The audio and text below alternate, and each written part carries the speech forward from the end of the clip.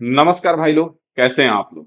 उम्मीद करता हूं जबरदस्त जिंदाबाद होंगे और मस्त तंदुरुस्त होंगे। ग्रुप डी का फॉर्म आ गया है, काफी लोग डाल चुके होंगे और काफी लोग डालने के लाइन में होंगे।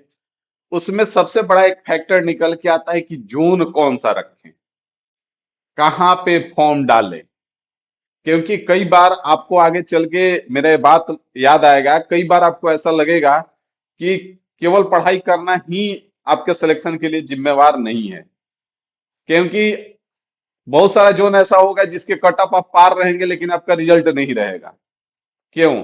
क्योंकि आपने कट ऑफ सॉरी जोन सही डिसाइड नहीं कर पाया। तो जोन भी एक फैक्टर कहीं ना कहीं निकल के आता है कि आपका जोन कौन सा है जो आपके रिजल्ट में मैटर करता है। कई बार हो सकता है ऐसा कि आप जिस जोन में डालें उसका ही कट ऑफ सबसे कम चल जाए, क्योंकि कई बार कट ऑफ का फासला भी बहुत देखने को मिल गया है। 5-5 6-6 नंबर का अंतर देखने को मिल जाता है। और 5-5 6-6 नंबर बहुत होता है। 5-5 6-6 नंबर 5-5 लाख बच्चों के बराबर हो जाता है। आप एक नंबर से तो लाखों बच्चों के आगे और पीछे हो जाते हैं। तो 5 नंबर तो बहुत ज्यादा है। तो इस वीडियो में हम आपको यही क्लियर करेंगे कि आपका जोन कौन सा रहेगा। क्योंकि जोन डिसाइड करना केवल नंबर ही नहीं है, नंबर के साथ साथ और भी बहुत सारी चीजें आपको ध्यान में रख के जोन डिसाइड करना होगा। क्योंकि नौकरी लगने के बाद हो सकता है आप पूरी जिंदगी इसमें नौकरी करें, तो फिर आगे आप परेशान रहें। तो ऐसा भी कुछ नहीं करना है। ठीक है। तो आइए ज्यादा देर न करते हम लोग वीडियो को स्टार्ट करते हैं। अगर चैनल पे नए होंगे तो चैनल को सब्सक्राइब कर लीजिएगा और वीडियो को लाइक कर दीजिएगा। ठीक है, क्योंकि यही है जो हमको मोटिवेट करता है। तो हम भी अपने काम में ईमानदारी पूर्वक करते हैं। एक एक चीज रिसर्च करके आए हैं कि पिछला बार कितना फॉर्म था, क्या कट ऑफ रहेगा, कैसे रहेगा, सारा चीज यहाँ पे हम डिसाइड करेंगे। ठीक है, तो आइए एक एक करके समझते हैं।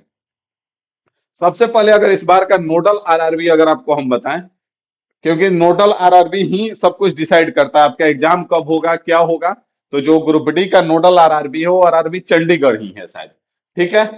अब यहाँ पे मैटर आता है जोन का। तो अगर हम यहाँ बात को समझने का थोड़ा सा प्रयास करेंगे कि 2019 में जो हमारा फॉर्म था, वैकेंसी था, वो 1 लाख लगभग 3,769 वैकेंसी था। फॉर्म उस समय भी आया था 1,15,00,000। ठीक है। अगर 24 का बात करें तो 32,000 फॉर्म आया, लेकिन उस समय भी फॉर्म जो था 1,08,22,000 था। और 2025 में आपका वैकेंसी जो है 22,195 हो गया है।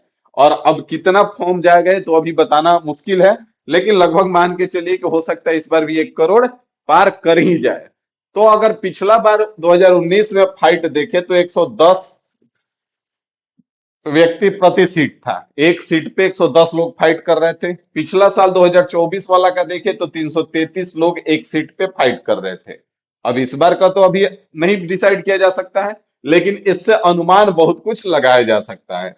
अगर इससे हम अनुमान लगाएं तो यहाँ पे आप देखेंगे, यहाँ पे अब जैसे चंडीगढ़ जो था वो आपका पिछला बार 2024 में जो था वो 4,000 कुछ सीट था, फॉर्म इतना गिरा। एक और उसके बाद फाइट जो था 243 लोग था। 2025 में जो वैकेंसी है आपका 3537 है। 2025 में कितनी वैकेंसी है? 3537 है।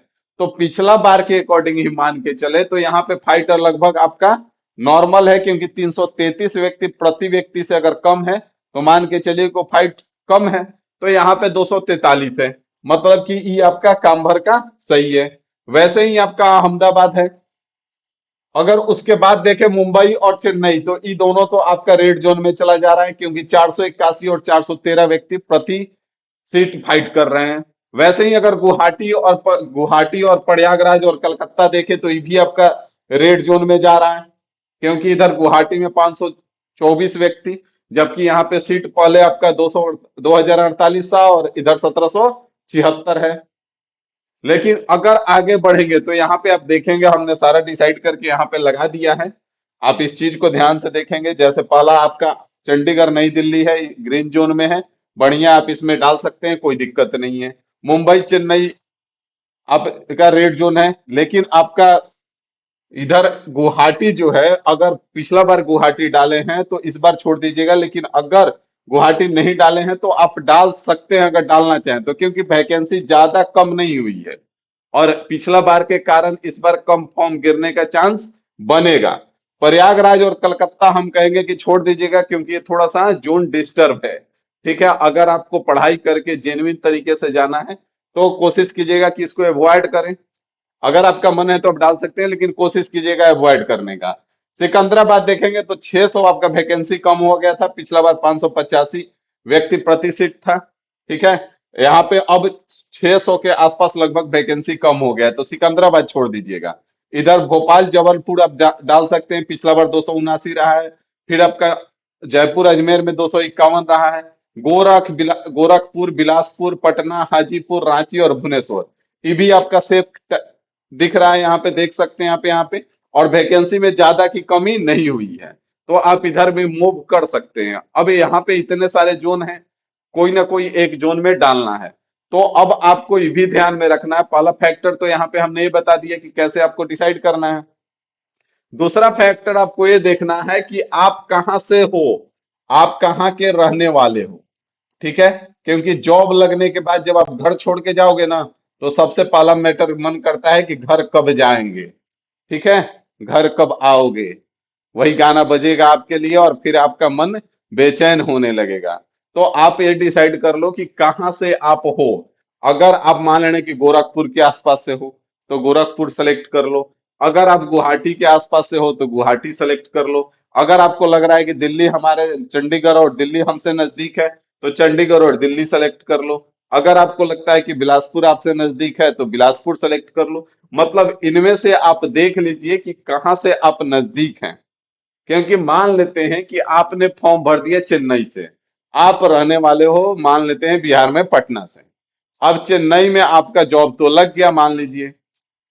अब रेलवे में भाई साहब सबसे बड़ा एक दिक्कत है कि छुट्टी नहीं मिलता है।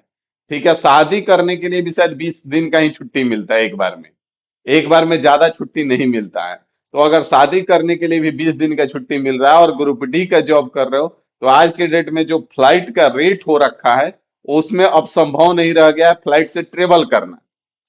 तो आप ट्रेन से आओगे और जाओगे, और चेन्नई से आने में 2 दिन और जाने में 2 दिन, मतलब आपका 5-6 दिन ऐसे ही निकल जाएगा। तो शादी करने भी चलोगे तो मिलेगा 14 दिन ही। बाकी तो छोड़ ही दो, मुश्किल से सप्ताह दिन 15 दिन का छुट्टी मिलता है। जो लोग जॉब कर रहे हैं वो पता है हमको अच्छी तरह से। ठीक है, तो इसलिए आप थोड़ा सा ये भी ध्यान में रखना कि आप कहाँ से हो, उसके आसपास ही रखना, ज्यादा दूर मत जाना। अब गुवाहाटी जा करके भी नौकरी करके पूरी जिंदगी खुश नहीं रह पाओगे, क्योंकि बहुत बड़ा पोस्ट नहीं है कि आप फ्लाइट से ट्रेवल करोगे, जब मन करेगा तब आ जाओगे, आपको उतना छुट्टी नहीं मिलेगा, तो बहुत सारी चीजें आगे चल के लाइफ डिस्टर्ब करने लगती हैं। क्योंकि घर कब आओगे वाला जब गाना बजेगा ना, तो फिर आप डिस्टर्ब होने लगोगे। तो इसलिए दो चीजें याद रखिए, एक तो आप यहाँ से डिसाइड कर लीजिए कि कौन सा आपके लिए बेहतर रहेगा, और उसमें से देख लीजिए कि कहाँ से आप नजदीक हैं। और ये दोनों चीजें डिसाइड करके आराम से डालिए, और सबसे मेन मैटर जो करेगा वो आपका पढ़ाई करेगा, आपका सेल्फ स्टडी करेगा।